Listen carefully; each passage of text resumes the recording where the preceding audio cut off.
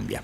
Vamos a conversar con Alberto Medina Méndez, con nuestro colega y analista que en más de una oportunidad nos ayuda con sus argumentos a tratar de entender lo que está pasando con la actualidad y siempre lo escuchamos con mucha atención. Esta no ha sido una semana común y corriente porque el gobierno formalmente salió del cepo cambiario para las personas físicas y obviamente también se anunció el viernes pasado el acuerdo con el Fondo Monetario Internacional. Las expectativas eran altísimas para el lunes y terminando esta semana da la sensación de que el gobierno ha surfeado la ola con mucha solvencia y que la cuestión cambiaria no se disparó. Pero vamos a ir conversando con Alberto para ir entendiendo un poco más de este panorama. ¿Cómo te va, Alberto? Buen día. ¿Cómo andamos?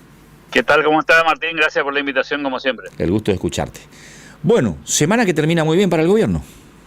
Y entiendo que sí, pues sobre todo porque me parece que hubo, primero, semanas previas bastante complicadas, ¿no? Con un panorama internacional, por un lado, complejo, y también con un panorama muy bravo en términos locales, porque las turbulencias en el mercado cambiario mostraban ciertos niveles de inestabilidad, preocupación, tensiones hacia la devaluación. Creo que la salida del cepo, en ese sentido, resuelve, por lo menos en gran parte, esto que estábamos esperando, que de alguna forma desaparecieran algunos sesgos de incertidumbre y que lo electoral no fuera un condicionante de cuestión evaluatoria, ¿no? Sí, El famoso tema del dólar atrasado, si el dólar está rezagado o no, si los exportadores les sirve o no les sirve este dólar. Bueno, ahora con este sistema de banda, el dólar se mueve, digamos, dentro de esos márgenes y uno tiene cierta tranquilidad de que no va a estar por arriba de 1.400 ni por debajo de 1.000. Y eso permite a la economía funcionar de una manera mucho más orgánica, al menos en esta transición, porque hay que decirlo, este no es el último punto, la última escala del proceso, pero sí resuelve la parte quizá más engorrosa del cepo cambiario, ¿no? La última parte sería seguramente levantar el cepo también para las empresas, definitivamente, ¿no? Así es, y quizás también resolver un tema que es endémico en Argentina, que cada vez que tenemos cepo cambiario, ya pasó 2 veces, las utilidades de las empresas extranjeras no se pueden girar al exterior, se traba ese sistema y entonces se acumula contablemente utilidades de ejercicios anteriores que cuando vos abrís el cepo se van todas juntas, ¿no? Que fue lo que pasó en la salida del cepo de tiempos de Macri, y eso por lo tanto genera un bache muy grande, porque además siempre está la desconfianza de que Argentina vuelve al cepo, ¿no? Sí. Que otra vez vuelve a las andanzas, entonces las empresas internacionales, en vez de reinvertir, cuando tienen la posibilidad de girar sus utilidades, lo hacen. Alberto, conversábamos con Diego en el arranque respecto de los cambios culturales y cómo verdaderamente da la sensación de que Argentina está enfrentando una crisis que nadie niega, nadie oculta, pero con pareciera ser piernas más fuertes para sostener la humanidad, si es que vale la analogía. Y hemos observado que en el mundo comercial, por primera vez, hay comercios que reconocen que le rechazaron las nuevas listas a los proveedores. Esto es bastante inédito, ¿no? Que la gente diga, no hay justificación para aumentos, así que de última, si querés aumentar, llévate los productos, no te compro. Es un cambio fuerte. Es muy fuerte y además se da en un contexto distinto a lo que veníamos viviendo, Martín. Recordad que el año antepasado, en el 2023, las empresas también se estoqueaban mercadería porque podían actualizarlas a cualquier valor. Sí. Entonces cada vez que un mayorista o un fabricante te ofrecía mercadería con alguna buena promoción, aunque te tirara los precios para arriba, comprabas igual. Compraban igual porque de última trasladaban precios. Este es un momento en el que está duro vender, es difícil colocar la mercadería, está muy competitivo el mercado y esto hace que sea cada vez más complicado conseguir buenos niveles de rentabilidad. En ese contexto, aceptar listas de precios alocadas es sinónimo de fundirse. Es decir, no es solamente una cuestión cívica ni de convicciones, sino también de negocios. Si yo le compro con una lista nueva al 9%, ¿y cómo traslado el 9% al cliente final? Si el cliente final con estos precios no me está comprando. Entonces creo que ahí también hay una claridad conceptual de que el escenario no está para ese tipo de situaciones y tampoco me conviene estoquearme, porque a cualquier negocio que nos está escuchando sabe que la mercadería se consigue. No estamos en el 2023 que no se conseguía mercadería, que había poca disponibilidad, que si no compraba ahora no sabía si después iba a poder comprar. Digo, ese escenario también se modificó y eso le devuelve racionalidad a la economía porque de alguna manera también la salida del cepo te da ciertas garantías de que no va a haber una carrera alocada de precios. Yo creo que todavía tenemos un resabio cultural que es la famosa historia esta de los formadores de precios, ¿no? Ujú. Que lo volví a escuchar en esta hora como si hubiéramos regresado 2 años atrás. Bueno, los formadores de precios no existen en el mundo económico general. Por supuesto, hay sectores de la economía que tienen un mayor control de la oferta porque son pocos los actores. Pero la palabra formador de precios, digamos, supone que alguien puede poner cualquier cosa de precio. Si yo fuera formador de precios y puedo poner cualquier cosa, la pregunta sería ¿por qué no pongo más? ¿Por qué el 9 y no el 20? ¿O el 50? ¿O el 90? Bueno, lo cierto es que en realidad no formo el precio. El precio se forma en una ida y vuelta con los compradores. Si los compradores no me validan el precio, por más que a mí se me encante tener un precio altísimo, no tengo clientes. Alberto, buen día. Acá hay varias cuestiones. En principio, favorable al gobierno, decir que este acuerdo con el fondo se da en el primer tramo de gestión en base a un proceso previo de disminución del gasto público. Cuestión que no se dio, por ejemplo, el último gran préstamo fue en la época de Macri, que lo hizo, acuerdo, mejor dicho, que lo hizo en abril después de la elección de medio tiempo. Digamos, ya en la etapa final de la gestión. Acá se hace el principio y en base a un trabajo previo. Aquello fue, digamos, un pedido de salvataje porque la economía se estaba cayendo. Primer punto. Segundo, hay un concepto que sobre todo el comerciante, uno entiende, está empezando a darse cuenta, y en esto traigo a colación a un empresario correntino que nos dijo aquí a nosotros, acá en el programa, que falleció lamentablemente hace muy poco, que es Eligio Bernes, que él decía: yo le tengo que agradecer a ese tipo que mete su auto en mi estación de servicio y carga el combustible. Ese es el concepto que tengo que tener, no que le estoy haciendo un favor al consumidor. Entonces tengo que poner todas las pilas para que esa persona opte nuevamente a cargar combustible en mi estación. Digo, con estos conceptos que el gobierno está haciendo girar, está trabajando en ese cambio cultural, ¿no choca con algunas actitudes que tiene el presidente, tanto en lo político como en relaciones hacia el sector como el periodismo, por ejemplo, donde las críticas, donde las ofensas muchas veces pueden ser sedimento para mellar, cierta consideración que tenga con la ciudadanía? ¿Se entiende la idea?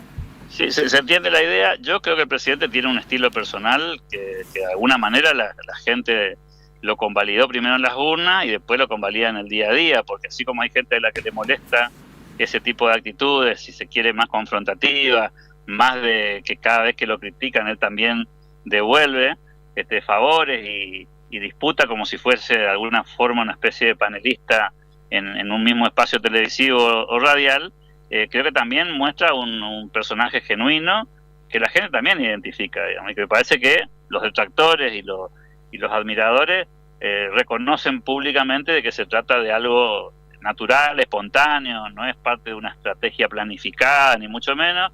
Es la versión auténtica de Milei, que cada vez que siente que hay una mentira de por medio, responde frente al personaje y no parado desde el lugar del presidente de la nación, sino parado desde el lugar de los argumentos. Sigue siendo el personaje que conocimos en televisión cuando se tomaba, digamos, argumento contra cualquiera que le quisiera discutir. El punto es que es el presidente.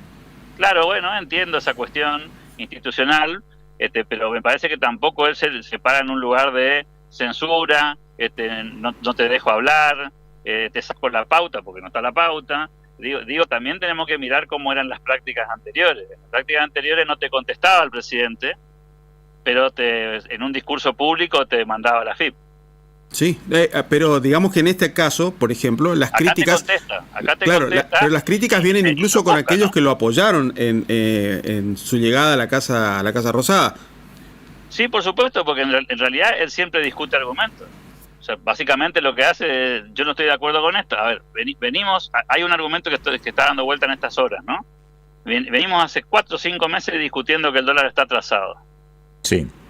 Y todos los economistas y políticos diciendo no puede ser, qué sé yo. Y la pregunta es, ahora que hay un sistema de banda, ¿por qué no está a 1.400 el dólar?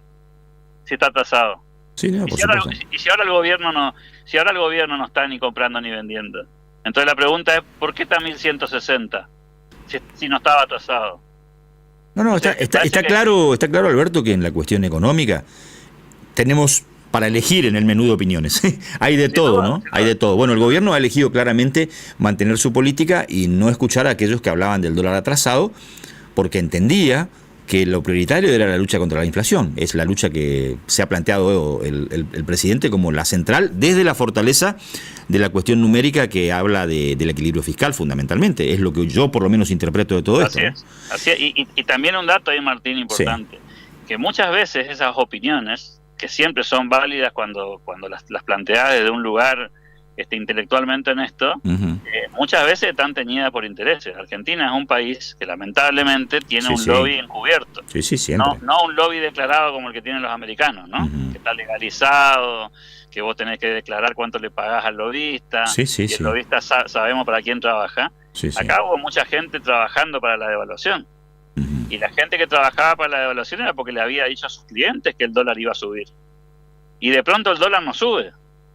Entonces empiezan a aparecer los industriales, los sectores más vinculados a los exportadores, diciendo, no, con este dólar nosotros no podemos trabajar. Poneme el dólar en otro lugar. Olvidándose de un detalle técnico, ¿no? Que cuando hacemos una devaluación, la que pierde la gente. No, claramente. Además, a ver, no hay una inflación a nivel mundial que justifique un incremento del dólar como se recomienda desde algunos sectores. En consecuencia, también la proveeduría de los exportadores no tiene inflación en dólares. Entonces, es bastante raro de sostener ese argumento. Y además nos obliga a los argentinos, incluido el gobierno, a dar otra discusión que es mucho más incómoda, que es que acá hay que bajar impuestos. Bueno, acá detenete un poquito en este argumento, porque me parecía central. Yo venía con 2 o 3 preguntas que tienen que ver con el futuro cercano. Esta es una elección intermedia la que enfrenta el gobierno en general en diferentes distritos, pero obviamente con fechas diferentes, pero siempre nutriendo la futura legislatura nacional, con los nuevos legisladores, ¿no? Esto que acabas de decir, la baja de impuestos, más la reforma laboral, más allá de que algunos artículos han entrado en la ley bases, ¿cuándo pensás que lo va a encarar el gobierno? ¿Con la conformación del nuevo Parlamento? Para mí sí, porque no hay hoy espíritu legislativo para eso. Ya con todos los tropiezos que se tuvieron en estos primeros meses del año, inclusive anticipadamente, antes de que empiecen las sesiones ordinarias, evidentemente el gobierno no está en condiciones de tener victorias legislativas, mucho menos en un año electoral, en el que los actores intentan mostrarse, diferenciarse, sacar músculo, están los intereses locales, y entonces es difícil sacar un proyecto hoy en el Congreso con mayoría propia. Creo que el gobierno entendió que necesita otro número y otro músculo legislativo para emprender la reforma, lo cual no quita que empiece a mandar proyectos al Congreso para que sean tratados con alguna expectativa de que alguno corra, pero la reforma laboral que quiere el gobierno, la reforma previsional que quiere el gobierno, la reforma impositiva que quiere el gobierno está lejos de ser operativamente posible, de nuevo, porque son todas conversaciones incómodas. Para bajar los impuestos, que el mismo campo reclama, la industria reclama, los sectores comerciales reclaman, vos tenés que resolver el otro lado de la moneda, que es qué vas a dejar de gastar. Y esa es siempre la discusión incómoda en Argentina y en el mundo, no solamente acá. Porque claro, cuando empieza la discusión de qué vamos a dejar de gastar, empezamos con la lista de los no. No se puede dejar de hacer esto, no se puede dejar de hacer lo otro, no se puede dejar hacer aquello. Entonces, bueno, no puedo bajar impuestos si no bajo gastos. Porque si quiero mantener el equilibrio fiscal, no me quiero endeudar, no quiero emitir moneda, la única manera de financiar el gasto es con impuestos. Y entonces, bajar impuestos significa bajar gastos. Y viste que la conversación de bajar gastos no está muy instalada. No, todavía cada vez no. que se habla del tema, viste, se tocan intereses. Ya bastante, te diría, se hizo con la caída del 27% del gasto público a nivel nacional, pero no se discute esto en las provincias, no se discute en los municipios, en lo nacional pareciera estar cerca del techo la cuestión. Entonces, bueno, se complica la reducción de impuestos si es que no tenemos conciencia de que todavía hay mucho para bajar de ineficiencia del Estado, ¿no? Ahora, en la reforma laboral, ¿pensás que con la conformación de un parlamento nuevo, con más solidez oficialista, los gremios van a, de alguna manera, sentarse a negociar en términos racionales? ¿O vos vislumbrás un combate cuerpo a cuerpo, por decirlo, en las calles, como prometen algunos referentes gremiales? Yo creo que va a ser una imposición del Parlamento, finalmente. Negociar con el sindicalismo, por lo menos con el sindicalismo antiguo que tenemos en Argentina, corporativo, con los gordos, dicho esta palabra con la cuestión peyorativa que tiene para representar a estos personajes siniestros que están hace 30, 40, 50 años enquistados en su sindicato, millonarios, con trabajadores empobrecidos, pero con sindicalistas que gozan de privilegios inexplicables. Creo que no hay negociación con ese sector. Creo que lo que va a haber es un cambio de reglas de juego y bueno, algunos la aceptarán, más, menos, habrá movilizaciones. Yo tampoco veo, sinceramente, que la base sindical, es decir, los trabajadores, estén tan enamorados de sus dirigentes gremiales.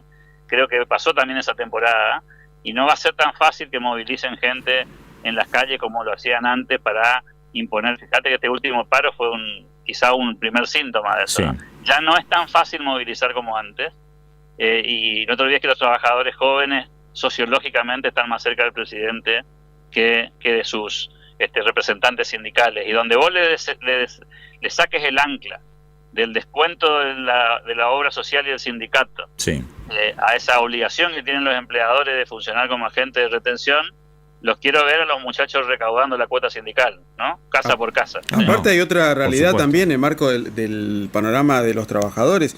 El 42% de los trabajadores precisamente están en la informalidad, o sea, no tienen representación gremial y descreen mucho también de quienes dicen defender, que al final no defienden nada porque no se generan puestos de trabajo. Bueno, por eso yo creo que la reforma laboral va a caer por su propio peso, sobre todo una reforma laboral hacia adelante. Siempre en esto hay que ser muy cuidadoso porque hay gente que le gusta meter miedo en esto. Entonces dice, no, yo tengo 20 años de historia laboral, me van a dejar sin indemnización. No. Para atrás no se puede legislar. Se puede legislar para adelante.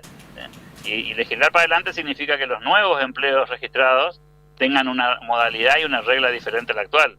Y creo que eso va a ser un proceso, por supuesto, de transición y de decantación hasta que todos los trabajadores que están en el sistema hoy vayan saliendo del sistema, jubilándose, cambiando de trabajo, y eso va a ser seguramente un proceso. Pero el solo hecho de habilitar, hay dos temas en la reforma laboral que son centrales. Uno es la cuestión indemnizatoria. Sí. Y la otra cuestión es la de los juicios laborales. Hoy hay una industria por la cual cualquier empleado le hace una demanda laboral a un empleador y en el 95% de los casos le gana, no importa si tenga razón o no. Uh-huh.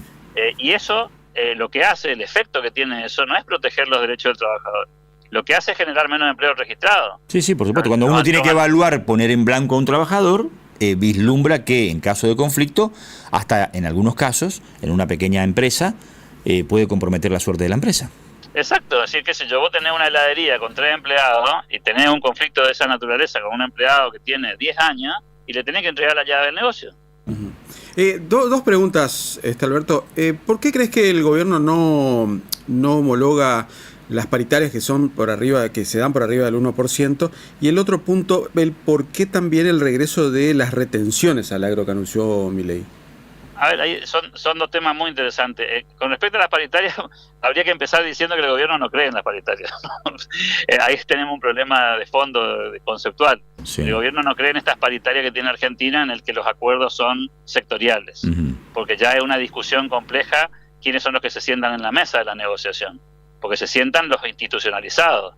No se sienta el sector, se sienta el sector registrado, sí, el sector sindical, el gobierno, entonces ya es una negociación torcida. Que deja fuera a muchos protagonistas, claramente, ¿no? Exacto, y que van afuera, sí, protagonistas te diría centrales en muchos casos, ¿no? Sí, empleados informales que lamentablemente no tienen una política de actualización. Sí, y te diría que los clientes que también deberían opinar, también. Son las víctimas naturales del acuerdo de las paritarias, porque finalmente el que paga los costos derivados de cualquier transacción de esta naturaleza es un tercero, que es un cliente, con un precio más alto si el acuerdo está fuera de la normalidad. Y además no permite acuerdos uno a uno, qué sé yo. En la paritaria de los gastronómicos, por ejemplo. Sí. ¿Es razonable que un mozo en la ciudad de Buenos Aires gane lo mismo que un mozo en la ciudad de Corrientes? No. Y bueno, pero las asimetrías muchas veces por volumen, por tráfico comercial, están claramente determinadas. Sí, y el mozo de Cacatí también tiene que ganar lo mismo, ¿no? Y esa es la paritaria hoy. Entonces es un sistema medio perverso ya de por sí, pero saliendo de eso y contestando la pregunta de Diego, el gobierno entiende que homologar acuerdos por arriba del 1% es inflacionario, porque está artificialmente moviendo un precio. Ahora, si el empleador le quiere pagar más a su empleado, lo puede hacer, no tiene ninguna traba para pagarle más. Y de hecho hay un montón de ejemplos en la vida cotidiana en la que los empleados ganan más que lo que dice el convenio. Pero ganan más porque el empleador los quiere retener, porque tiene buenos empleados, porque le gusta cómo trabaja. No le paga el valor de la nómina nomás, sino algún extra que le permite que ese trabajador se quede y no se vaya a trabajar a la competencia. Entonces, los salarios no van a subir por paritaria. Digo, la recuperación salarial en Argentina no va a venir de la mano de los acuerdos sindicales, va a venir de la mano de la productividad. Y ese todavía sigue siendo una asignatura pendiente. Y el otro tema, creo que ahí hubo un exabrupto en algún punto en la entrevista que todo el mundo tomó como modelo sobre el tema de retenciones. El gobierno lo que hizo con las retenciones fue hacer una suspensión transitoria, como ya hizo con las economías regionales. Es decir, bajar las retenciones, algunas alícuotas de las retenciones, sí, durante un tiempo determinado, y eso vence en junio. Es decir, no estamos hablando de que va a subir las retenciones. Estamos hablando de que termina la prórroga que se hizo. Sí, está bien, pero te hago te abro un paréntesis. Sí. Sí creo que dogmáticamente la gente está esperando otra actitud de este gobierno que históricamente en la discusión de las ideas se ha opuesto a las retenciones como un impuesto caprichoso. Me animo a pronosticar ahí, Martín, de que más allá de la declaración pública, cuando llegue junio, lo que vamos a tener es una confirmación de esa baja de las retenciones, no un regreso a las retenciones altas, porque además, honestamente, el gobierno sigue haciendo motosierra fina y no va a tener necesidad de esas retenciones. Lo que sí, evidentemente, el presidente quiere mandar una señal clara para que liquiden a los muchachos que se dejen de jugar a las cartas con las exportaciones, sobre todo los exportadores. Y que aparte de esa especulación le puede jugar en contra temporalmente, porque si vuelve a las retenciones anteriores van a tener cada vez menos margen de ganancias, ¿no? Además es un hábito complicado en Argentina, ese del silo bolsa y de todo esto que ya estamos acostumbrados, porque además hay una presión lobista, devaluadora, encubierta en el fondo. Digo, porque ahí lo que hay es un interés de que se devalúe más. De hecho, en estos días no saben cómo presionar, ¿no? Porque dicen, bueno, ¿y el gobierno qué va a hacer? ¿Cómo que el gobierno qué va a hacer? El mercado está diciendo que 1.160, no el gobierno. Sí. Si vos querés que el dólar esté en 1.400, conseguiste compradores. Y la pregunta sería, ¿qué compradores hay en Argentina de dólares en este momento? Bueno, yo creo que la realidad está marcando claramente el camino. Te mando un abrazo grande. Un saludo para todos. Alberto Medina Méndez nos acompañó con su visión de la realidad. A modo de adelanto, porque estamos sobre la pausa, Roberto Ojeda nos va a contar algo que tiene que ver con una noticia muy buena.